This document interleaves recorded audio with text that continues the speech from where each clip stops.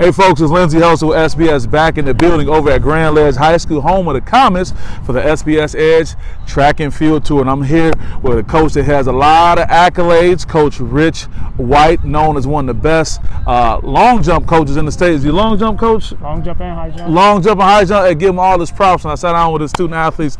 They were praising him. And me and him met randomly in like a doctor's office years ago. But to be able to come sit down and talk some more is great, man. Glad to talk to you. Talk about what this coaching experience has been like for you at Grand Ledge. How many years has it been?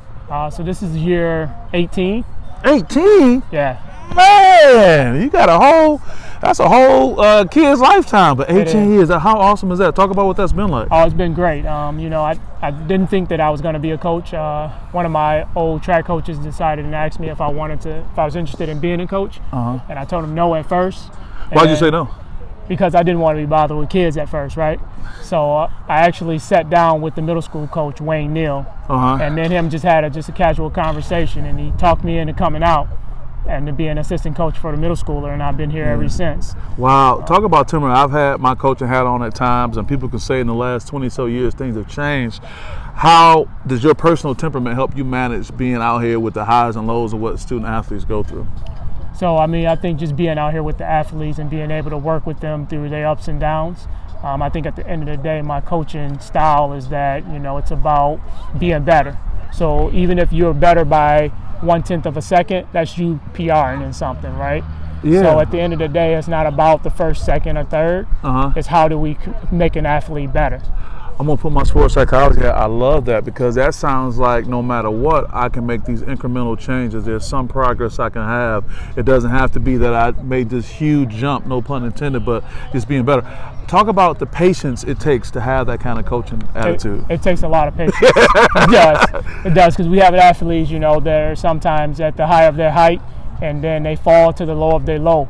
And the idea is how do you continue to keep coaching them to get them back to the high of the height, so being in the process of doing that and being out here and seeing that happen numbers of times with some of the athletes, you love it when they get back to the high, especially at the end of their career here at Grand Ledge. I bet. Talk about what it takes to have a record-breaking type career and to be able to coach athletes, to have all these PRs and have all this statewide recognition. What does it take to do that? It breaks down to probably what every coach is going to tell you. It's hard work, right? It's dedication and work. So the dedication that you put in, the work that you put in, the output comes out at the end.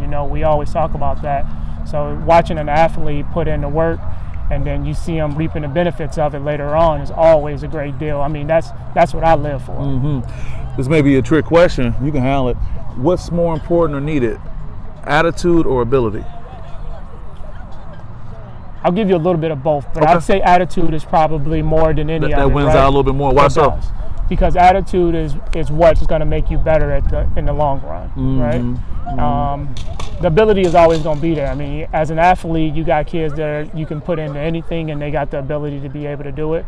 But the attitude is really what's going to make them to that next level athlete. So let's stay with that attitude part. What about you got a kid that has a lot of ability, but for whatever reason they need to work on the attitude part? How do you help with that? So really just having a general conversation with them, right? So just talking about, what reality is, what is life like beyond track and field or beyond any sport that you're doing, right? So that attitude that you learn, or at least I try to teach, it travels on into the everyday adult life. Yeah, I get that. Well, that's great, man. I'm sure, I know everyone benefits from you being here. Any special shout outs, anyone you want to acknowledge? So I definitely want to shout out, my assistant coaches here in Grand Ledge, Jamil Jones, you guys all know him. If y'all know me, y'all know Jamil Jones. That's one of my roles. We ran track together. Wayne Neal again. He's the guy that gave me the start here. Kim Spalsbury is the one that brought me from middle school up to the high school level. And then Fred Hutchison, who I've been coaching with for years upon years. And then, again, the coaching staff here has just been phenomenal.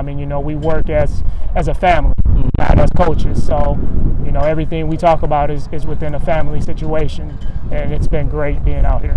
I like that, man. Well, job well done. You got some great things to be proud of. It's been a pleasure to see you outside the doctor's office. Yes, sir. And glad you're doing well. So with that, guys, this is Lindsey Hustle with SPS, and we'll see you guys next time. Peace.